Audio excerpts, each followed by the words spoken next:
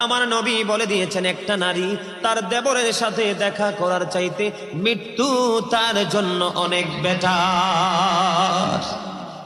একজন নারী আর একজন পুরুষ বন্ধু, যে আমার নবী বলে দিয়েছেন যাদের স্বামী দেশের বাহিরে থাকে অথবা বাড়ি থাকে বউ, স্বামী থাকে অন্য জেলায়, ওই নারীদেরকে নবী উপদেশ দিয়েছে তোমরা সুন্দর পোশাক পরো না, ভালো করে সাজগোজ করিও না, কারণ অন্য কোনো পুরুষের নজর তোমার দিকে পড়তে পারে। ও বন্ধু, নারীদের যত সাজগোজ যত সৌন্দর্য সব কিছু স্বামীর জন্য, অন্য কোন পুরুষকে দেখাতে পারবে না। নবী যখন জান্নাতের দিকে নজর দিলেন, চাইয়া দেখলেন বেশিরভাগই পুরুষ।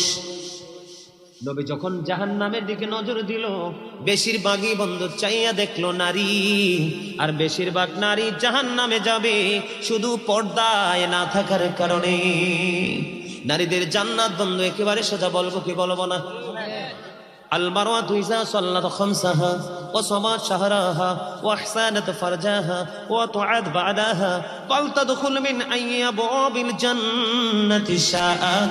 যে মহিলা 5 ওয়াক্ত নামাজ পড়বে, রমজান মাসে রোজা রাখবে, লজ্জাস্থানকে কন্ট্রোল করবে, হেফাজতে রাখবে, স্বামীর কথা মেনে চলবে রে, ওই মহিলার জন্য কাল কিয়ামতের দিন 8টা জান্নাতের দরজা বন্ধ খোলা থাকবে, যেটা দিয়ে মন চায় সেটা দিয়ে প্রবেশ করতে পারবে। জোরে জোরে বলুন না সুবহানাল্লাহ।